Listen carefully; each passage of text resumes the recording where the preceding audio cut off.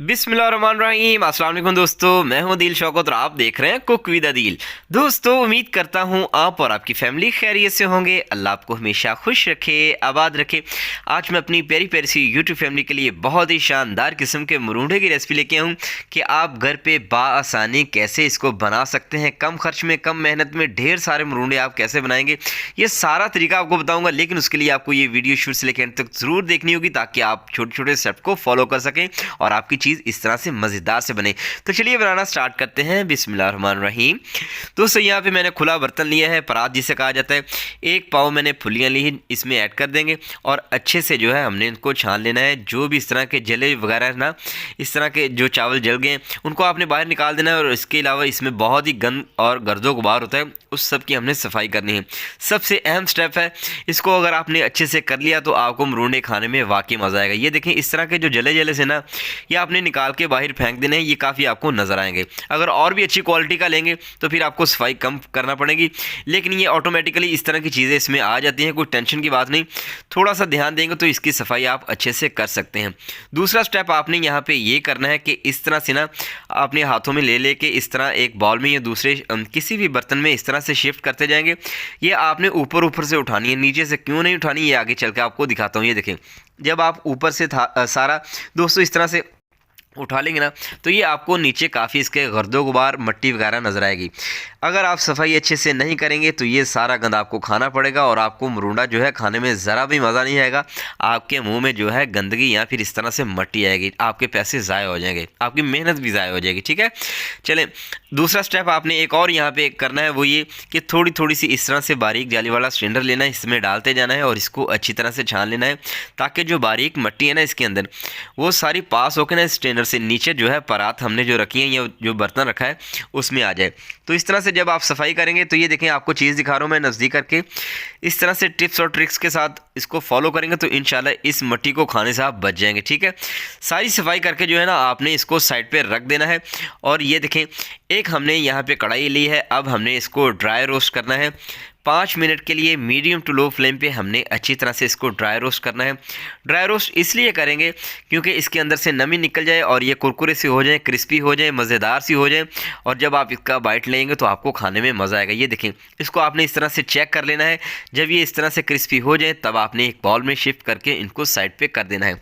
चले, वही वाली कढ़ाई ली है जिसको मैंने अच्छे से धोया है ताकि मट्टी वट्टी जो साथ लगी हुई थी वो फिर से निकल जाए और अच्छे से जो है ये साफ़ हो जाए। एक पाव मैंने यहाँ पे गुड़ लिया है, एक पाव फुलियाँ थी तो एक पाव ही इसमें गुड़ जाएगा। ठीक है, यही कॉम्बिनेशन है और ऐसा ही आपने जो है इसका बनाना है। अगर आधा पाव फुलियाँ लेंगे तो आधा पाव जो है आपको यहाँ पे गुड़ ऐड करना पड़ेगा। 2 से 3 टेबलस्पून पानी ऐड किया है, 1 टेबलस्पून मैंने देसी घी ऐड किया है। अगर आपके पास देसी घी नहीं तो आप दोस्तों इसमें बनास्पति घी या डालडा घी ऐड कर सकते हैं। पानी ऐड करने का मकसद दोस्तों यहाँ पे ये था कि अच्छे से जो है इसका अमल, जल्दी से इसको पिघलाने का अमल शुरू हो जाए और मीडियम टू लो फ्लेम पे आपने ये काम करना है। देखते ही 2 से 3 मिनट के अंदर अंदर ये सारे का सारा जो है मेल्ट हो जाएगा और शानदार किस्म का हमारा गुड़ जो है तैयार हो जाएगा। अभी ये फ़िलहाल कच्चा है, इसको टेस्ट करने का एक तरीका भी है, वो मैं आगे चल के आपको दिखाता हूँ। चले, यहाँ पर क्या करेंगे, 1/4 टीस्पून हमने मीठा सोडा या बेकिंग सोडा जो हर किचन में मौजूद होता है इसमें थोड़ा सा ऐड कर देंगे। अगर आप चाहते हैं कि आपके मरूंडे का कलर लाइट आए जैसा बाज़ार वाले सेल करते हैं तो फिर इसमें आपने ये वाला ऐड करना है। अगर नहीं, डार्क कलर का ही खाना पसंद करते हैं तो फिर आप जो है इसमें मीठा सोडा ऐड नहीं करेंगे। ठीक है, तो चलिए बाज़ार वाली लुक देनी है इसलिए मैंने इसमें 1/4 टीस्पून बेकिंग सोडा ऐड कर दिया है। अच्छा, ये अब गुड़ अच्छी तरह से मेल्ट होने के बाद पक चुका है या नहीं, इसके लिए एक टेस्ट होता है। इस तरह पानी में आप ऐड करेंगे ना, तो अगर इसका बाउल बन जाए तो ठीक है, वरना इसको मज़ीद पकाएंगे। तो फिलहाल इसका बाउल नहीं बना, मज़ीद इसको जो है हमने 2 से 3 मिनट के लिए मीडियम टू लो फ्लेम पे पकाना है। याद रहे, इसको छोड़ना नहीं, कहीं ये जल ना जाए। ठीक है, तो चलिए दोबारा से हमने जो है इसका टेस्ट कर लेना है। तो अब की बार जो है अल्हम्दुलिल्लाह शानदार किस्म का इसका बॉल बन रहा है। इट्स मीन कि ये बाइंडिंग के लिए तैयार है। अब फुलियों का और ये जो बैटर हमने तैयार किया है ना, गुड़ को पिघलाया है, ये आपस में बाइंड हो सकते हैं। ठीक है, इस तरह का टेस्ट करने के बाद जब आपको यकीन हो जाए कि ये पक चुका है तब आपने इसमें फुलियाँ ऐड करनी है, उससे पहले हरगिज़ ऐड नहीं करनी। चले, अब फ्लेम को मैंने बंद कर दिया है और अच्छे से हमने इसकी मिक्सिंग कर देनी है कि चावल के एक एक दाने के ऊपर जो है अच्छी तरह से गुड़ लग जाए, या गुड़ का जो शीरा है इसकी लपेट में ये चावल के दाने अच्छी तरह से आ जाए। ठीक है, 1 पाव फुलियाँ और 1 पाव गुड़, ये ज़बरदस्त सा इसका कॉम्बिनेशन है। इसी तरह से आपने बनाना है, ठीक है। बाकी आप जो है इनकी क्वांटिटी कम या ज़्यादा आप अपनी फैमिली के हिसाब से करेंगे।